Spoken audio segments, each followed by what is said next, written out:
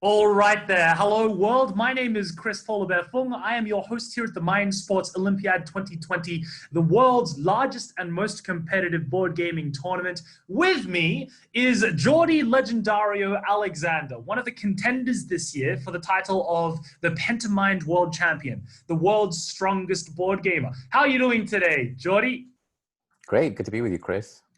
I'm super excited that we get this opportunity to open this new segment, Stories of the MSO, where we get to pick the brains of some of the more interesting people here at the MSO. You're currently in second place in the Pentamind World Championship. We have only a couple of weeks left until the end of the Pentamind Championship. What do you reckon your chances are of taking out the crown? I think it's going to come down to some of the Euro games and the last couple of backgammon tournaments where there's a high degree of chance. And if you kind of get lucky and get like a top two finish in some of these, it would be pretty big. I think Ankush has a very solid lead, but things can happen. There's a lot of events left. He could die. No, we don't wish the our competitors. For those of you who don't know, it's fantastic that you mentioned Ankush. Ankush being a three-time previous winner of the Pentamind World Championship, so recognized as one of the best in the world, and he's won the past 2 years running. Currently, Ankush is ranking number one in the Pentamind standings with Jordi just behind him in two. And it's actually fantastic that you mentioned Ankush because I heard we were speaking a little bit earlier about how much the two of you have been training together and thinking about board games. Can you tell us a little bit more about that? Yeah, I mean, he's a great guy. We have a lot of common interests. We both love game theory and we love a lot of the same games. So I think we have quite a lot of overlap in terms of the games that we enjoy playing. We have a different style. We have different strengths. It's totally different. But for training, it's amazing. We can kind of like tackle new games that we don't know very well together, or we'll kind of give each other tips in games that we happen to be stronger than the other person is. So it's a very beneficial relationship. But then when when the lights go on and it's time to compete, he's a different animal. He just becomes a beast. Can I really, something piqued my interest just then. You mentioned different styles towards board gaming. Could you tell us a little bit about how the two of you differ, the number one and potentially the number two in the world?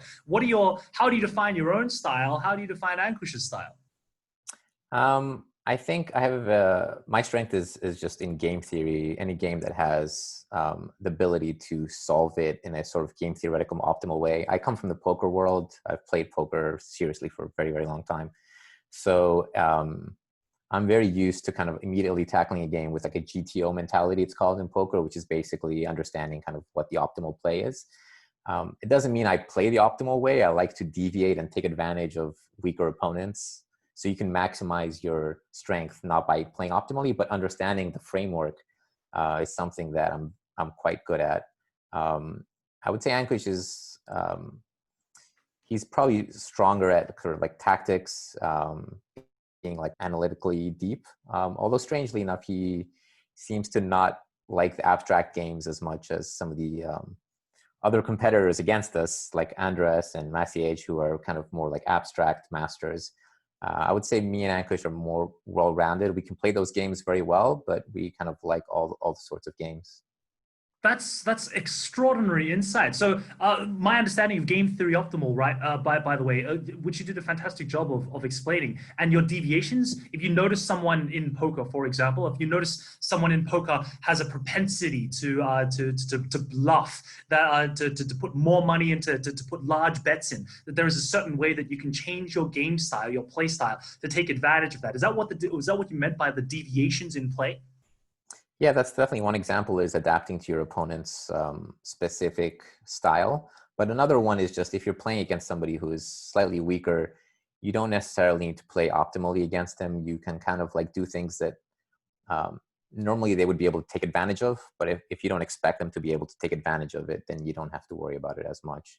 So it's a key change that if you don't make it, then you still have an edge. Obviously, like optimal means optimal. You can never do better than optimal in terms of two like world-class competitors, like two computers. But I do like to think about it in terms of like how would a computer solve this game, and try to like quickly converge to that style. Very cool. And that actually leads me really nicely to my next question, which is how do you think the way that you've studied board games, because we saw your excellent, exciting match, your finish in Catan Cities and Knights. We talked a little bit about this then. How have you and you're playing at a ridiculously high level actually at the moment, with some fantastic results across a whole bunch of different board games. How would you say that your board gaming skills, that your way of thinking about strategy and tactics and learning, really, it's about learning. How do you think they've impacted your life outside of the board gaming table? Yeah, I mean, the whole reason I decided to take this event a bit more seriously is because it's the same thing. When you challenge yourself, you push yourself outside your boundaries, you learn a lot about yourself. You kind of like see what your strengths and weaknesses are, and they might surprise you. You might think that you're good at certain things and not good at other things, and it might be completely different. And that's definitely been the case for me. It's been a massive challenge for me just being able to compete in all these new games I've never learned before and have to like quickly adapt. And some things I've done a lot better than I thought, and some things a lot worse than I thought. I definitely learned a lot about myself. For example, I can say that um, I've been surprised how quickly I can learn a new game. I think with 10 hours, I can become like a master level in quite a few of the games. Some are more Wow. complex. So like some, it's my favorite game right now. It's one called Twilight Struggle, which it's been added for the first time this year. It's in the last weekend. That game, it took me months of like hard work to really kind of master that game and become one of the top players in that one.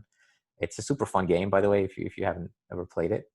But some of the sort of simpler games, Takenoko is one where I spent maybe 5 or 6 hours on it, and I think I can see that I'm extremely strong against the field on that one. Correct my So ignorance. Is Takanoko the one where you feed a panda bamboo and you grow yes, that one? somehow I just took a liking to that game immediately.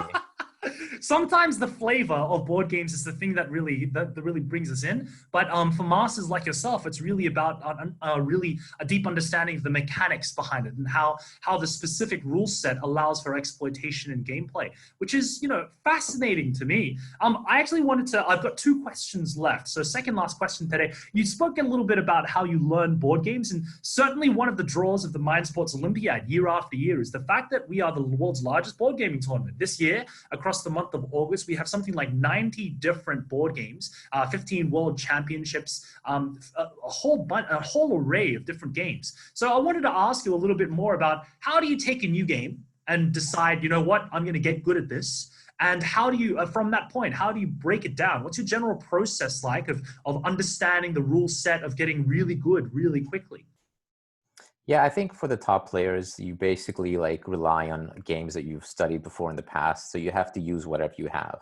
And for a lot of us, I think all the kind of top players played chess when they were young. So that's something that not many of us still kind of take it very seriously. I think Massier is probably the strongest one of all the competitors in chess, followed by Ankush. But all of us who've played chess can use those kind of skills. For me, I've spent a lot of time. My advantage over Ankush is probably that I've played Go. So when it came to games like Battle Sheep, the reason I didn't perform as well as I could have, but I was kind of the highest ranked, at least in that game.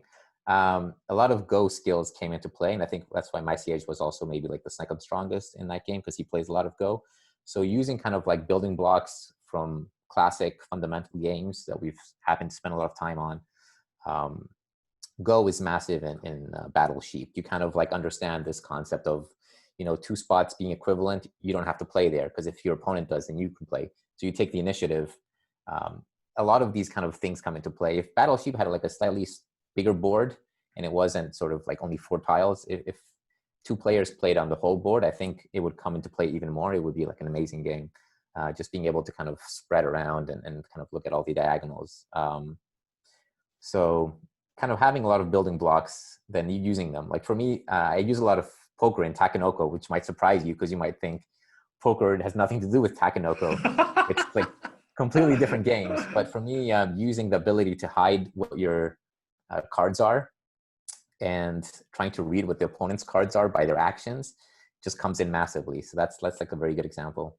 Very cool. Super cool. It's actually really interesting to me that you use the words building blocks. So I'm a teacher by trade, or one of my trades. And Piaget, the educational psychologist, talks a lot about chunking, which is the way that we learn by associating it with previously learned chunks. And we go, well, we kind of open up a subdirectory and go, oh, that looks like this. Let's put it there. Which means that when you learn something which you don't have an association with, for example, if Jordi, we took you and put you in a Broadway dance class where you have very little chunks beforehand, it would take you a lot longer to build those chunks from other little tenuous strands here and there. Super interesting stuff, how you talk about learning. And I love that about the way that you think about your board gaming. Fantastic. I've only got one last question for you, Jordi, which is right now you're in the running and you've kind of come out of the woodwork. This is the first year that you've competed at the MSO at a really serious level. And I hope the first of many years to come. And you've come out with a bang. You're kind of shaking up the field a little bit, making some of these other pros, giving them a run for their money. What piece of advice would you have for a young up and coming gamer who might have the same star-filled eyes as you do, and have this feeling, this arrogant feeling deep inside their heart that I too want to fight and beat up the world's best? What would you say to those kinds of people? I mean, obviously, like in anything else, it takes a lot of time and a lot of work, but it's such a fun thing to do. So obviously, finding games that you find are fun makes it a lot easier to put the work in. And I like one of Ankush's rules that he told me early on, which is he'll only tackle a game if he thinks it's fun. So I think that's like a fundamental basis, really kind of seeing what draws you early on, and then you can go deeper. It's usually a good sign if you kind of like immediately take a liking to a game.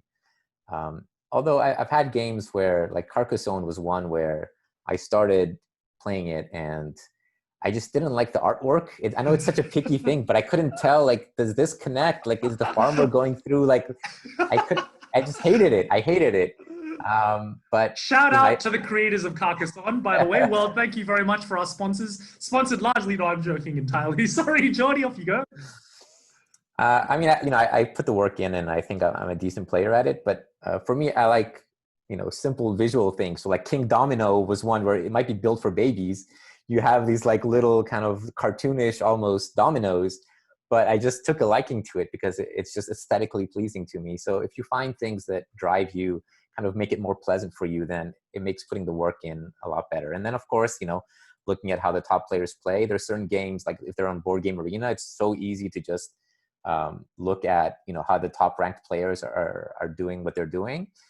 Certain games, if they're not on there, I've tried in the last couple of days to like learn Zerts, and there's literally nothing to be found. You just have to figure out all these tactics. It's a fascinating game, very interesting abstract game, but you don't have that advantage I don't think that I could improve as fast given I don't have like something to study. Resources, absolutely. Something which is a recurring theme for all of these newer games, these newer, particularly modern abstract games that are being added to the MSO tournament year after year, and something which is certainly required of you if you wish to take out the crown of the world's most well-rounded, the world's strongest board gamer. I've had a delightful time chatting with you, Jordi. I'm just gonna have we're gonna if Jordi's words have inspired in you this desire to either fight him or people like him at the MSO, then please join in. Feel free to join in to the fun this year. We are competing all the way through the month of August, and if you're wanting to register, registration is free this year for the very first time in our competition's history. All the games are played online, and there are hundreds of pounds of prize money up for grabs. But if you're like Jordi or you're like myself, those pounds don't mean anything near as much as the pride that you take in looking across your internet screen or board game in many years into the eyes of your competitors who are as well considered as our good friend Jordi Alexander, Mr. Legendario is, and crushing them within an inch of their life while they struggle futilely. If that is you, we look forward to welcoming you next year, either in our competition or better yet, online through all of our commentary streams on YouTube, Twitch, and Facebook. From all of us here, Jordi, I want to say thank you very much for joining us for this chat. I've learned a lot about board gaming from you today, and I hope very much to be able to commentate one of your appearances, one of your playthrough tournaments in the next couple of weeks, and hopefully see you really making a fight of it with Ankush for that final crown, that Pantomime World Championship, which is starting to end up, which is looking like a real race this year. Oh, thanks, Chris. It's been great. Thank you. From all of us here at the MSO, catch you around, and I hope to see you at the game tables. Bye for now. Bye.